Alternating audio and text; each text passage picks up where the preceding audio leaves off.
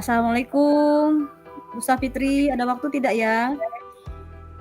Oh, waalaikumsalam Bu Endang. Iya Bu, kebetulan sudah siang. Ini ada apa ya Bu? Ini Bu, saya perlu bantuan Bu Fitri untuk mengamati kegiatan coaching saya dengan Ibu Nevida di ruang lab. Ini juga berkenaan dengan kegiatan saya sebagai CGP Rekognisi Angkatan 8 Bu, mengenai praktek coaching. Jadi saya perlu partner untuk mengamati kegiatan coaching saya. Oh boleh Bu, saya bersiap-siap membantu. Kebetulan jam mengajar saya baru saja selesai. Apakah Ibu sudah print out lembar pengamatan kegiatan coachingnya Bu? Ya Bu, sudah saya print outkan lembar pengamatannya. Oke, jadi sebelum Ibu melakukan coaching, kita perlu mengetahui terlebih dahulu ya Bu, tujuan coaching. Kemudian tujuan coaching ini adalah proses pembinaan di mana seseorang bertujuan untuk membantu memberdayakan orang lain dengan memfasilitasi pembelajaran diri, pertumbuhan pribadi, dan perbaikan kinerja. Kemudian prinsip coaching yaitu menjaga kemitraan dengan coachingnya. Kemudian percakapan kreatif untuk memetakan dan menggali situasi coaching. Memaksimalkan potensi coaching sehingga pada tahap akhir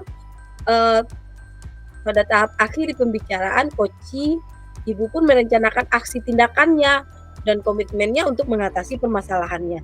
Kompetensi yang harus dimiliki coach adalah mendengarkan aktif, memberikan pertanyaan yang berbobot, mendengarkan dengan rasa. Kira-kira kompetensi yang mana yang perlu Ibu kembangkan dalam menerapkan praktik coaching ini, Bu? Ya, saya sudah mempelajari prinsip, kemudian kompetensi. Kemarin juga sudah pernah praktis secara daring di Jimit bersama rekan CGP Rekognisi, Bu. Hanya saja saya perlu membiasakan diri dan mempraktikkan coaching ini bersama guru ataupun siswa di sekolah kita. Ya, baiklah Bu. Pada bagian praktik coaching yang mana perlu dikembangkan lagi menurut Ibu sendiri? Setelah saya praktik coaching bersama rekan CGP, saya menyadari ada beberapa pada bagian memberikan pertanyaan yang berbobot, saya rasa belum maksimal, Bu. Kemudian pada bagian mendengarkan dengan aktif juga belum maksimal, karena kemarin saya praktek terlalu mengejar durasi waktu, Bu. Oke, baik Bu. Jika Ibu sudah menemukan hal yang menjadi kelemahan praktik coaching tersebut, apa yang perlu Ibu lakukan agar hal itu dapat diatasi, Bu? Iya, Bu Fitri. Untuk mengajukan pertanyaan berbobot dan mendengarkan aktif, saya sudah pelajari dengan baik lagi materinya, bahwa saya perlu hadir secara penuh pada percakapan coaching. Pikiran dan pendengaran saya harus berpusat pada coaching. Kemudian saya pun harus mampu menangkap kata kunci dari coaching agar saya bisa mengajukan pertanyaan-pertanyaan berbobot berdasarkan kata kunci yang dikatakan oleh si coaching, Bu. Oke, baiklah Bu. Kalau begitu, Ibu sudah siap. Saya akan mengamati coaching yang akan Ibu lakukan bersama Ibu Nelvida. Silakan Ibu Endang dengan Ibu Nelvida melakukan coachingnya. Baik, Bu. Assalamualaikum Bu Endang. Waalaikumsalam warahmatullahi wabarakatuh, Ibu Nelvida. Ya Bu, masuk sini Ibu. Mau mengobrolkan tentang anak kelas 72 ya? Iya Bu, saya perlu menceritakan dan menemukan solusi yang tepat dalam mengendalikan keadaan kelas saya yang sering sekali ribut. Bahkan ada beberapa kejadian anak-anak di kelas bertengkar, Bu. Wah, betul sekali itu Ibu. Hal itu perlu kita carikan solusinya bersama. Nah, kira-kira tujuan kita melakukan percakapan ini untuk mendapatkan apa, Ibu? Iya Bu, pertama saya perlu mencurahkan apa-apa yang menjadi kendala saya sebagai seorang wali kelas 72.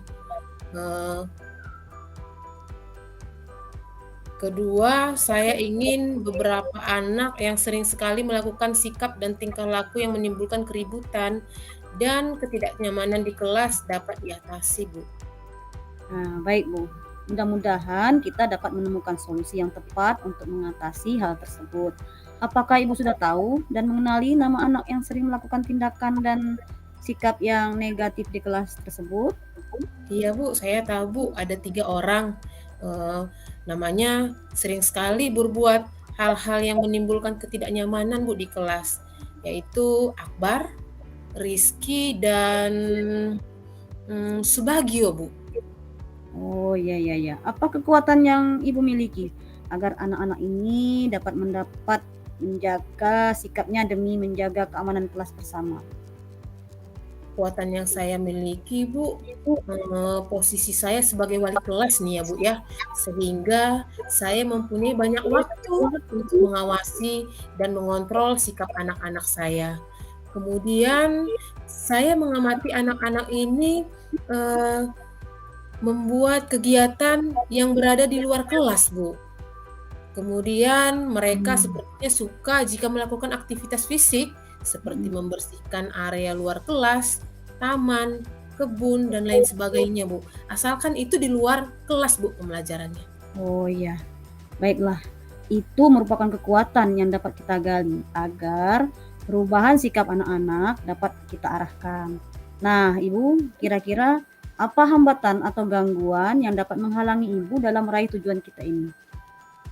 Menurut saya Bu, anak-anak ini mudah bosan dan tidak tahan terlalu lama di dalam kelas. Kemudian ketiga anak ini juga sangat kompak Bu melakukan aktivitas bersama.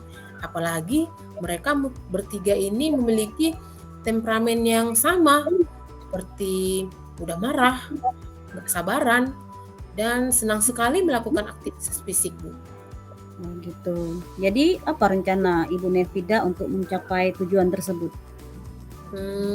Saya ingin mengarahkan mereka bertiga Bu untuk bersikap lebih baik lagi, sehingga memberi mereka bertiga kesempatan menjadi perangkat kelas, seperti sebagai koordinator keamanan kelas, koordinator kebersihan, ataupun koordinator kebun yang sering kita lakukan proyek kelima Bu di kelas. Oh, gitu ya. Kemudian adakah prioritas yang akan Ibu lakukan terlebih dahulu? Yang mana ini? Ada Bu. Saya perlu mengajak satu persatu anak tersebut untuk mengobrol, mencari tahu apa yang melatar belakangi anak-anak tersebut melakukan tindakan yang negatif itu. Saya juga perlu tahu Bu, bagaimana kebiasaan dari lingkungan yang seperti apa mereka bertiga itu tempat tinggalnya gitu Bu. Ya, saya setuju dengan yang Ibu lakukan tersebut. Nah, kira-kira strategi apa yang akan Ibu Nelvi lakukan untuk mengetahui kebiasaan dan gambaran lingkungan ketiga anak tersebut di mana mereka tinggal? Gitu. Strategi yang saya lakukan Bu, selain mengajak mereka mengobrol secara santai satu persatu, saya juga akan mengajak ngobrol beberapa teman mereka Bu, yang tinggal di sekitar rumah mereka, agar saya mendapatkan gambaran situasi yang tepat dari teman-teman yang bukan, atau teman-teman dekat, atau teman satu sekolah saat mereka SD Bu. Gitu ya. Menurut Bu Nelvida sendiri bagaimana? Apa nih ukuran keberhasilan rencana aksi Bu Nelvida ini? Ukuran rencana ini berhasil jika sudah mendapatkan alasan mengapa ketiga anak ini melakukan perbuatan negatif. Saya mendapatkan gambaran situasi, kebiasaan, dan lingkungan seperti apa ketiga anak ini tinggal. Ketiga anak tersebut merasa percaya diri dan tanggung jawab untuk menerima amanah untuk menjadi perangkat kelas. Suasana kelas menjadi lebih nyaman Bu dan kondusif untuk belajar. Wah, bagus sekali ya Bu Nelvida. Jadi komitmen Ibu terhadap rencana aksi ini bagaimana nih? Saya Bu bertekad bahwa ketiga anak ini akan melakukan perubahan, baik itu sikapnya, sifatnya, agar mereka menjadi lebih baik lagi Bu, percaya diri, kemudian bisa mengemban amanah, menjadi pribadi yang bertanggung jawab, menjaga keamanan, dan kenyamanan bersama dalam belajar di kelas Bu dengan teman-temannya. Siapa dan apa yang kira-kira dapat membantu Ibu dalam menjaga komitmen ini? Saya butuh kerjasama dengan guru mapel, Bu, yang mengajar di kelas 72. Untuk itu, eee, agar mereka bisa memberikan semangat dan motivasi kepada semua anak-anak di kelas 72. Sehingga kita bisa saling menjaga kerukunan bersama, Bu, terutama untuk ketiga anak tersebut. Baiklah, Ibu Nefida. Mudah-mudahan rencana aksi dan komitmen ini dapat terwujud sesuai dengan harapan Ibu, seluruh guru maupun anak-anak di kelas 72. Nah, Ibu, kita sudah mengobrol mengenai permasalahan yang Ibu hadapi. Bagaimana perasaan Ibu sekarang? Alhamdulillah, Bu, saya merasa lega, rasa sebal, jengkel yang juga menguap entah kemana-mana. Yang paling utama saya merasa mendapatkan pencerahan, Bu, atas permasalahan kelas saya di kelas 72 ini. Terima kasih banyak ya, Bu, Iya, sudah Bu. meluangkan waktu dan eee, membuat saya merasakan bahwa, eee, saya dapat pengarahan atas permasalahan, yang saya hadapi tersebut, Bu. Ya, sama-sama Ibu Nefida, sukses ya. Sampai jumpa nanti ya. Oke, Bu, sampai jumpa kembali. Oke, terima kasih Ibu Nelvida dan Bu Endang yang sudah melakukan praktik coaching-nya ya. Baik, sekarang kita ke praktik pasca observasi ya, Bu Endang. Oke, siap. Silakan, Bu. Ya, oke. Alhamdulillah sudah melakukan praktek coaching-nya, Bu. Iya, Bu. Sekarang bagaimana perasaan Ibu setelah melakukan coaching tadi, Bu? Lega dan merasa senang karena saya sudah melakukan coaching bersama Ibu Nelvida tadi. Sudah mengusahakan untuk hadir fokus sepenuhnya, Bu, di kegiatan coaching tadi. Kemudian juga saya merasakan senang karena dapat membuat coaching, dalam hal ini tadi Ibu Nelvida lega dan menemukan solusi dari permasalahan yang dihadapinya. Oke, syukurlah ya, Bu ya. Mhm. Berarti apa yang sudah Ibu lakukan pada saat coaching yang menjadi indikator ketercapaian eee, ter apa yang sudah Ibu lakukan pada saat coaching dan yang menjadi indikator ketercapaian pengembangan yang diinginkannya itu seperti apa, Bu? Saat coaching tadi saya berusaha untuk mendengarkan aktif dan tidak membiarkan asumsi pribadi terhadap coaching. Kemudian menyimak apa yang disampaikan Ibu Nevida sebagai coaching dan mencatat kata-kata kunci. Lalu memberikan pertanyaan-pertanyaan berdasarkan kata kunci yang coaching ucapkan sehingga membuat coaching menyampaikan ide-ide yang muncul dalam diri berdasarkan pertanyaan yang diajukan ke coaching tadi, Bu. Iya, Bu. Saya juga sudah melihat perkembangan yang lebih baik setelah mengamati coaching yang Ibu lakukan. Baiklah, Bu, saya akan menyampaikan hasil dari pengamatan saya ya, Bu ya. Yang pertama kondisi kenyamanan coach dan coachee dalam mengobrol juga lebih santai tadi saya lihat, Bu. Ibu juga mengajukan pertanyaan tidak terburu-buru dan menghakimi coachee.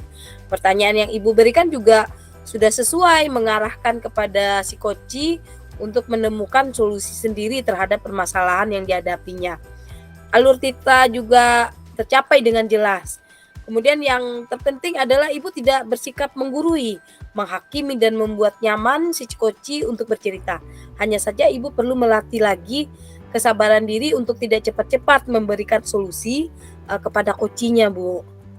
Itu Oh, pengalaman saya, Bu. alhamdulillah kalau begitu Bu Fitri. Terima kasih banyak Bu atas bantuannya sudah mengamati percakapan coaching saya serta memberikan masukan positif agar saya dapat lebih baik lagi dalam mempraktikkan coaching ini. Bukan hanya sebatas kepada rekan guru, akan tetapi kepada siswa-siswa yang membutuhkan untuk membantu mereka dalam menemukan solusi atas permasalahan yang dihadapi mereka, Bu. Baik, terima kasih juga Bu Endang. Untuk selanjutnya, kompetensi apa yang ingin Ibu kembangkan berdasarkan hasil pengamatan yang baru saja kita lakukan bersama, Bu? Iya, Bu. Untuk selanjutnya perlu membiasakan diri dengan melatih kemampuan coaching kepada siswa ataupun orang lain. Kemudian dari segi kompetensi yang ingin dikembangkan adalah kemampuan mendengarkan aktif dan memberikan pertanyaan yang berbobot, Bu, sehingga coaching mendapatkan pencerahan dan menimbulkan rencana aksi dalam mengatasi permasalahan yang dihadapi. Oke, baik Bu. Terima kasih ya Bu ya, Ibu sudah menyampaikan segala hal yang sudah Ibu lakukan pada coaching ini. Kira-kira jadwal coaching untuk supervisi akademik untuk kegiatan selanjutnya adakah akan Ibu lakukan lagi Bu? Ada Bu. Sepertinya 2 minggu ke depan saya akan melakukan coaching untuk supervisi akademik ini lagi Bu Fitri. Dan nanti saya kabari lagi ya Bu ya. Oke, baik Bu Endang, terima kasih ya Bu Endang dan Bu Nelvi. Semoga sukses ya. Saya juga terima kasih sudah banyak mendapat pelajaran dari percakapan kita hari ini. Baik Ibu, saya akhiri kegiatan kita hari ini dengan mengucapkan Assalamualaikum warahmatullahi wabarakatuh. Waalaikumsalam warahmatullahi wabarakatuh. Terima kasih banyak Bu Fitri. Sampai jumpa ya Bu. Sama-sama Bu.